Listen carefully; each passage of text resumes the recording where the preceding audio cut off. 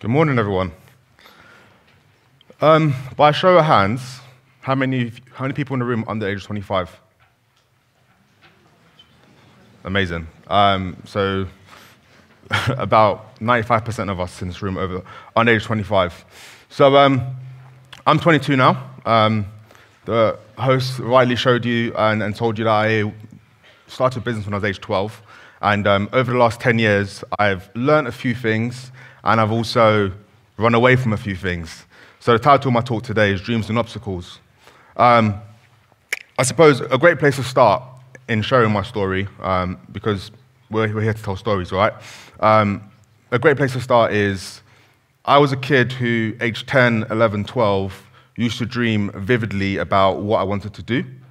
And every other week, I used to tell my parents different things I was thinking, depending on what I was watching on TV. So there was one time I wanted to be a football manager. There was one time I wanted to be an astronaut. There was one time I wanted to be a hotel manager. Can I go a show of hands in the room if anyone's had the same experiences between age 10 and 12? Cool. That's about 50% of you. Now, the story I'm about to tell you and the tips I'm about to give you are going to be things that I think are really important for people our age and in our generation to take forward. Yesterday, whilst being at the speaker dinner, I realized that a lot of the students here are starting to think about what they want to do when they graduate next summer and the year after that. And I think it's quite timely to actually share some stories that I've actually heard myself and maybe end it with some tips if you guys don't mind. So I'm going to need you guys to participate with me when I call upon it. So I'm going to split this room in half, and this side of the room is going to be Team A, and this side of the room is going to be Team B. There's no prize for participating except for my smile, but I'm going to need you to play with me. Before I get started, I'd like for you guys to turn to the person next to you on your right and smile at them and say hi.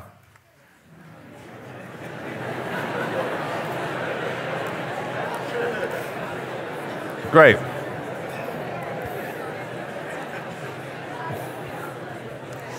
That felt nice, right? That felt very comfortable. Now, I want you to look at the person on your left, and this time you ain't going to smile. I want you to look at them with the coldest expression you can potentially have, and I want you to tell them, no, you can't sit next to me. Come on.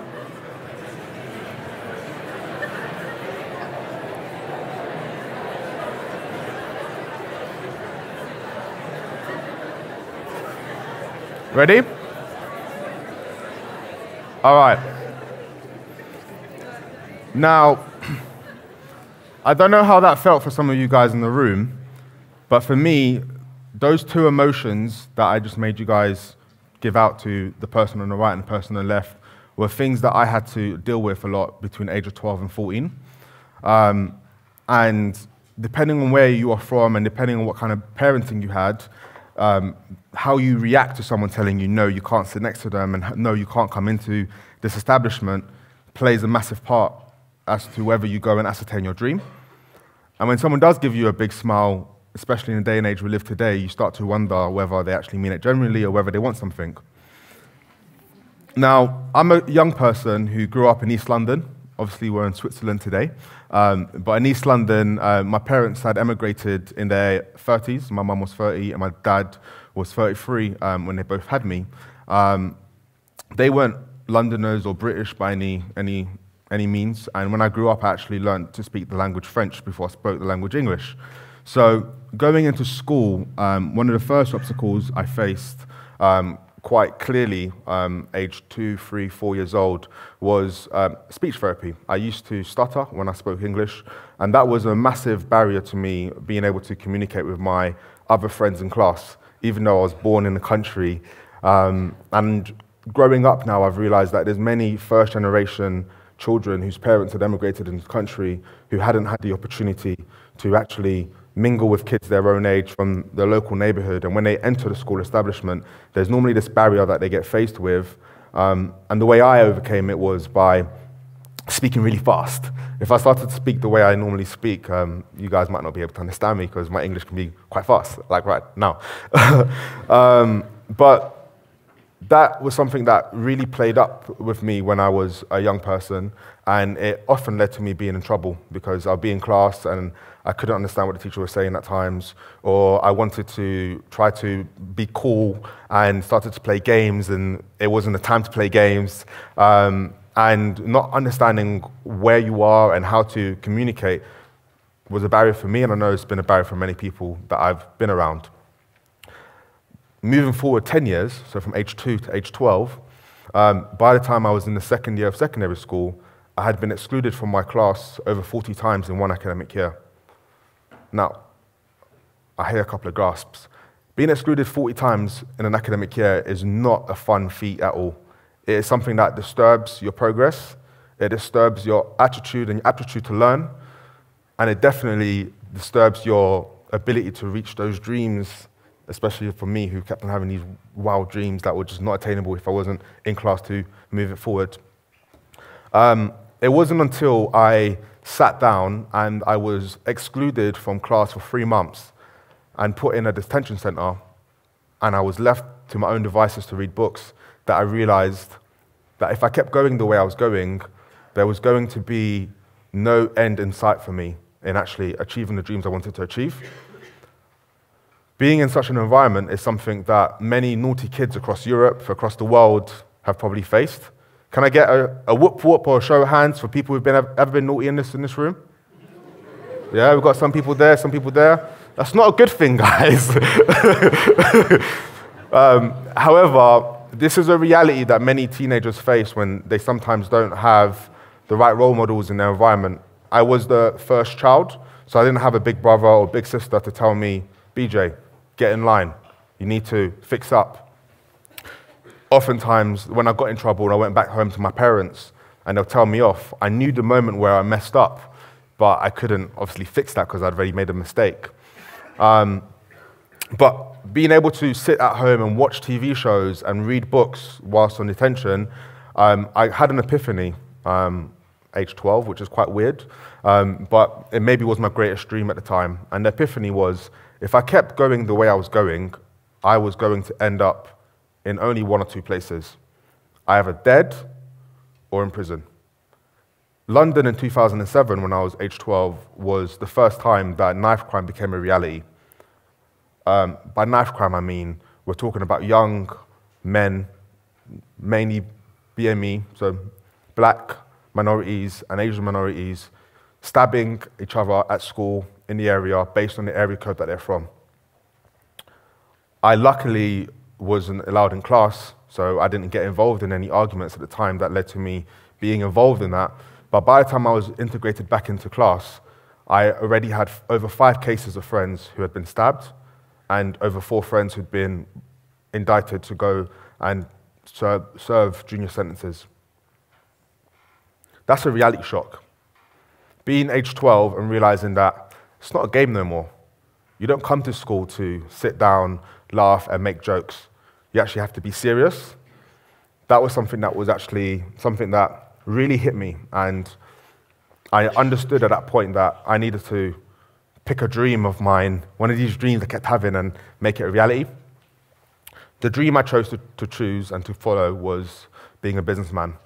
At the time, in England, we had The Apprentice. A guy called Lord Sugar was a host, and watching it every week with my dad and my cousin was quite inspiring, because I was watching many people from different races achieving goals weekly, and the winner of The Apprentice was a young black man called Tim Campbell at the time. And to see someone like me on TV made me have hope that I could be that person one day, especially coming from a place where, as I mentioned, my parents had emigrated into the country, so I didn't have any cousins or family members who'd been successful in their careers in the UK. Next steps for me with that epiphany I had and the stuff I learned from that TV show was to try to find somewhere to make it happen. I decided to go to my local youth club. My youth club is kind of like my Charlie and the Chocolate Factory moment. It's an establishment in East London. It has a music and fashion venue. It has a large auditorium, kind of like this, where people do plays. And to keep myself out of trouble, I would go there Monday to Friday after school and do music on Mondays and Tuesdays, learn how to cut and sew on Wednesdays and Thursdays, and on Friday, learn how to act and play. hence why I'm here, sat and ready to talk to you and playing around, and you all understand it, because I've been on this stage for many times, and I understand when you get people's attention, you need to just perform. But being in that environment really made me not have an option to get any attention anymore, because I had a purpose, I had somewhere to be. There's a few things that happened to me that I want to share with you that made me take my dreams further, and there's a few obstacles that I faced. The first element of my dream that I achieved was building a first play and talent show with my local friend Christian. We were aged 12, 13. We sold out a venue of over 300 attendees, and we put on a talent show where over 20 acts performed. And that was a penny drop moment when I realized that you can have an idea of putting on a play and a talent show.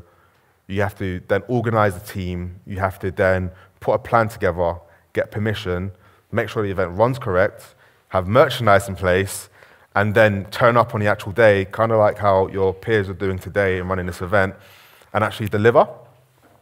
And the penny dropped, and I realized anything I put my mind to, I could actually achieve. And that was quite a big moment for me as a 12-year-old to experience the fact that we could actually create something and people would turn up and pay money to come and see us do a project was amazing for me. The next project I took on after that was age 13, and that was working with the local council to approach the young mayor to release some funds to help improve the derelict studio space and rehearsal space we had. The place that we rehearsed was nice and fun, but there were definitely rooms that needed to be improved. We raised £35,000 to rebuild the studio and the dressing rooms. Now, I don't know about you guys, but for me as a 13-year-old, that was another big moment where I realized if you can put together the right plan, there are people out there in the world who will financially support you, but it only happens if you put a plan together. So this is all happening, and it's exciting. And back at school, I'm finally working hard. And age 14, I take on my GCSEs. So GCSEs are where we condense our subjects and we start to choose subjects we want to specialize in. I decided to choose business studies, history, drama, and French. History, drama, and French were amazing, great. I liked it, I enjoyed it. But with business studies in particular, I thought it was going to be a little bit more special, especially since I'd done all these things outside of school for the last 2 years, 12 to 14, in putting on the shows and bidding for funds and winning it. I thought that in business class, you know, we're going to have some talks and we're going to be able to make some cash and we're going to be able to do some branding and logos, make some websites, do some films, and really have some fun. But that wasn't the reality. I know you guys are laughing because most of you are business students, right? So in my business class, what I had faced was an environment where we had a lecture and they would give us a program, but there was no tangible real-life projects for us to get involved in. Now, this frustrated me, and I had another epiphany at the time, and it was the fact that in schools in England, in particular my school, at break time, so just before lunch, people don't get snacks anymore at break. There's only water and a couple of little flapjacks. But there's a black market that was underlined in the environment where certain kids in the school would come into school with their backpacks, namely the older kids who are 16, 15, and they will have chocolate, sweets, drinks in their backpack, and they would give it to the young 11 and 12-year-olds, and they would leave school with 10, 20, 30, 50, 100 pounds sometimes. But if they got caught by a teacher, it got confiscated, and they were put in detention. So it's kind of like a black market. It's not meant to happen. And I realized that is potentially a market I would like to delve in school, but I wouldn't want to be in a black market, especially since I'm doing so good outside of school. So I tried to convince my head teacher on 3 occasions the benefits of having a school official tuck shop, an environment where me and my other business students could actually run our own shop and be able to earn money whilst learning about cash flow, learning about seasonality of product, especially as winter was coming up, learning about team management and budgeting in a real-life way. And it was only when I started to use the business terminology I was learning that they gave me the green light to go ahead. So we set up the shop, and I didn't have to go to the black market, so we can clap for that. It's kind of a good thing. As soon as I set up the shop, I had to put processes in place to actually make sure that it ran efficiently. And the results that we got were quite profound for the age that we were at. So we would make 100 to 300 pounds a day from selling cookies and sweets. By the time we ended the academic year and we were 14, we made over £15,000. And that was another moment where I realized, actually, sometimes you can be in situations where you don't understand how you're going to learn and move things forward, but it's not only until you take action yourself that you actually realize the potential and you can actually do things and that help you to move your course forward. I taught the younger year, the following year, how to run their own shop. And the smile on their faces when they were A, making money, but B, learning about business in a fun, dynamic way was something that was absolutely priceless to me.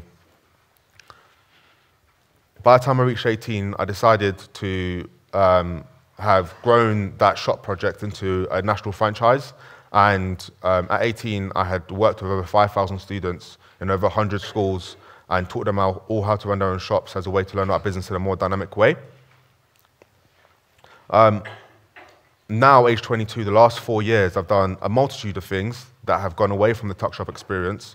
And it's led to me creating the UK's first pop-up market, teaching young people how to run their own stores outside of school. It's led to me working with the United Nations on a live project that required me to talk with 9 cities at the same time and learn how to do partnerships. And I now run an agency where I get to do marketing activity with brands globally and working with influencers on Instagram and YouTube. Now, there's been a few things that have happened across those 8 years, from 16 to 22, or 14 to 22, that I haven't told you yet. And this is when I'm going to need you guys to participate, Group A and Group B.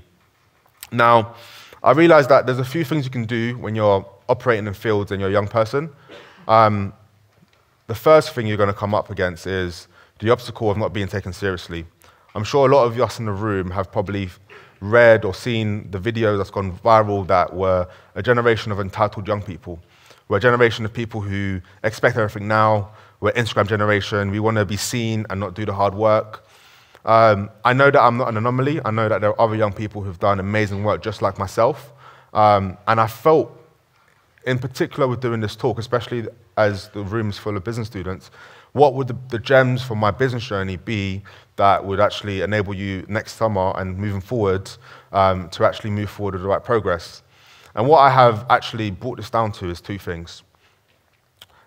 From the story that I've said, I've always had this kind of penny drop moment, the moment when a penny drops and I realize, aha, this is what I need to do.